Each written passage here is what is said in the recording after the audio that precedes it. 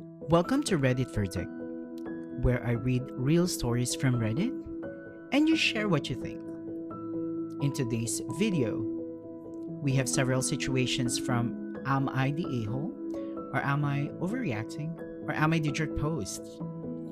Each one with drama, tough decisions, and moments that might make you question who's really in the wrong. As I read each story, listen carefully and think about what you would do in that situation.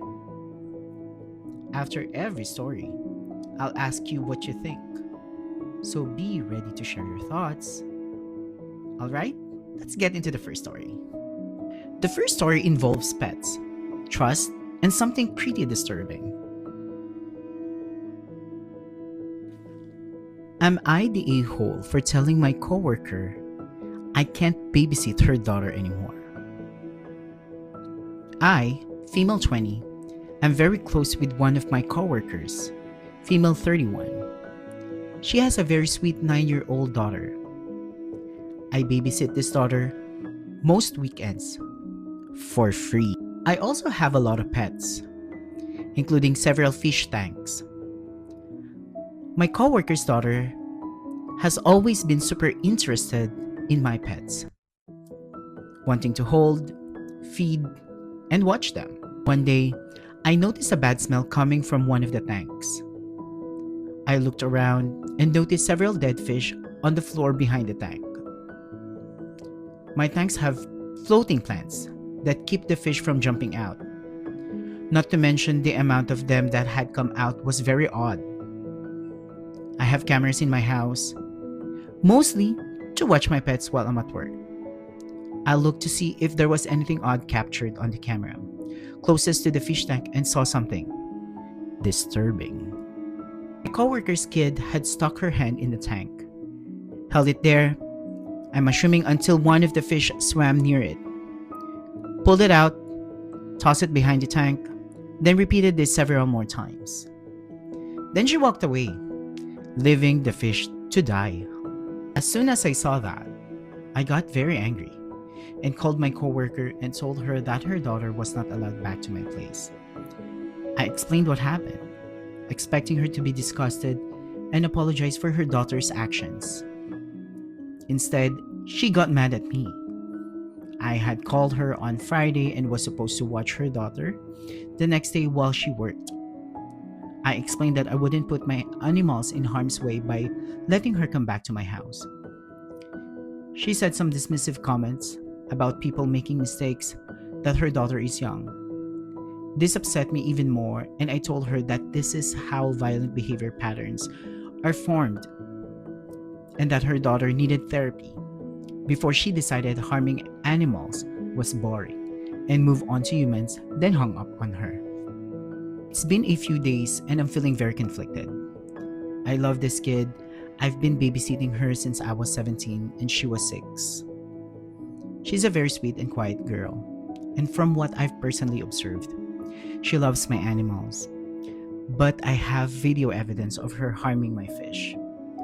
I don't want her to try anything like that again with my other pets, or harm any more of my fish. I genuinely can't think of a reason she would have done this that doesn't involve her intentionally hurting the fish. Now the question is, am I the a-hole for letting her come back to my house? What do you think about this situation? Was she wrong for banning the child from her home? Or was she protecting her pets? Would you allow the child back after seeing that video? This next one takes place during a birthday sleepover that didn't go as expected. Am I the a-hole for making a mom pick up her daughter in the middle of the night from my kids' sleepover? This weekend, I had a small birthday sleepover for my 8-year-old daughter and a couple of her friends. The night started completely normal. The girls had snacks, watched movies, and went to bed around 10:30. But around 1:30 a.m., one of them came into my room, crying, and woke me up. Single mom here, so there was no man in the room. Don't worry. She said she was scared and wanted her mom. While I was trying to calm her down, She told me this was her first time sleeping somewhere new, which was unbeknownst to me and caught me off guard. I did my best to try to comfort her. I sat with her and got her a drink, but she kept crying and getting more worked up, repeating that she wanted to go home. I gave it some time, but it wasn't getting any better. So at that point, I felt like it wouldn't be right to force her to stay somewhere where she was clearly not happy. I called her mom and asked if she could come pick her up right then and there. Her mom came, but she seemed annoyed. The next morning, she texted me saying she wished I had just waited it out until the morning because now her daughter is embarrassed and might not want to try sleepovers again. Where I'm frustrated is that I feel like I was put in a bad position and destined to fail from the start, no matter what. I wasn't made aware that this was her first time sleeping somewhere new, and I don't think it's fair to use someone else's house, especially during their child's birthday party, as the guinea pig without giving a heads up. I'm not mad at the girl at all. I felt really bad for her. But I also don't think it was my job to handle that level of distress all night. But I'm wondering if I should have just stayed up with her a bit longer to see if she'd go back to sleep and try to push through until the morning, as the mom said. Do you think calling the mom in the middle of the night was the right move? Or should she have waited until the morning?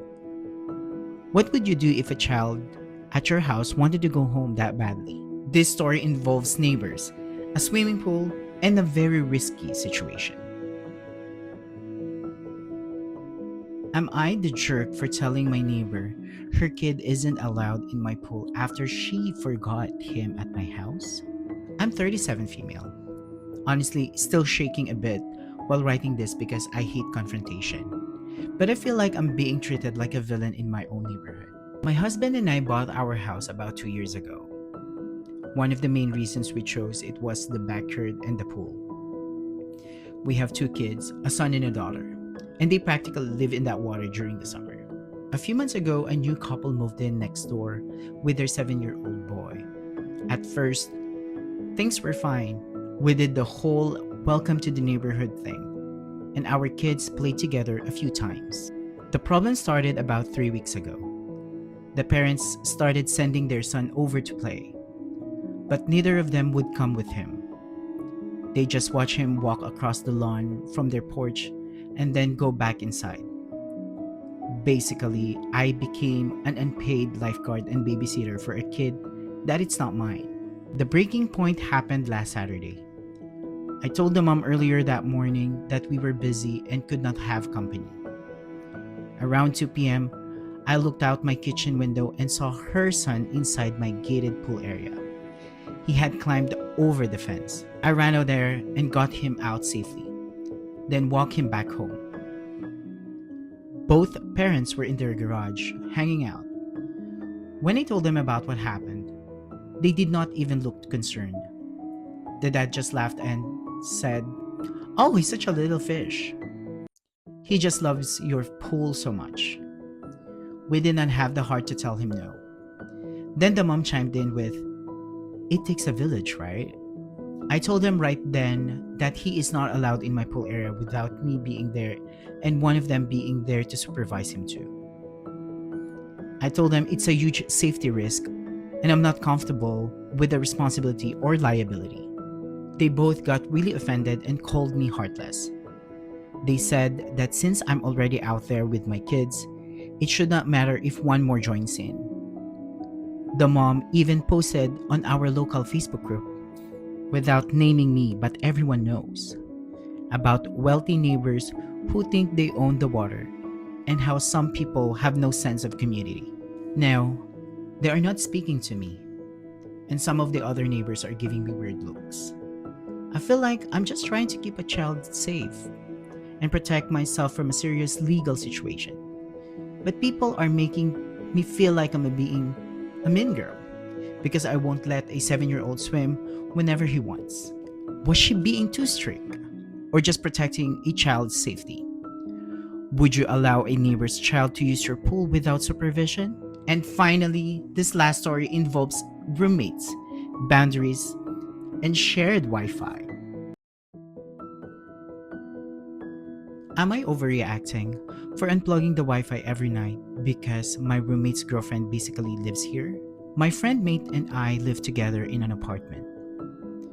Everything was divided 50-50: groceries, bills, rent, and so forth. Her girlfriend is the problem. She used to visit a few times a week, completely typical. After that, it became staying over most evenings. Right now, she is present each and every day, works from our living room, eats our food, sleeps here, and takes showers here. She even began to act as though she lived here by leaving clothes in the restroom. However, she makes no payment. I attempted to gently bring it up, saying that because there is now essentially a third person present, we should review utilities. He became very defensive, claiming that she was merely her guest and that I was counting pennies. A visitor who has been here for 3 weeks. The thing that pushed me over the edge is the Wi Fi.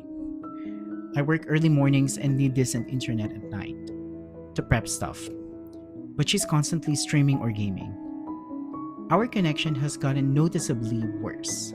So I started turning off the router at night before I go to bed. Now both of them are mad. My roommate says I'm being petty and controlling, and her girlfriend made some comment about me not knowing how to share space. But I didn't agree to live with her. So, do you think unplugging the Wi Fi was petty or a reasonable response? Should the girlfriend start contributing to rent and utilities? Those were today's stories. And now I want to hear from you. Which situation stood out to you the most? And what would you have done if you were in their place? Share your thoughts in the comments. I read them and I love seeing different opinions. If you enjoy listening to real Reddit stories like this, don't forget to follow for more. Thanks for listening, and I'll see you in the next story.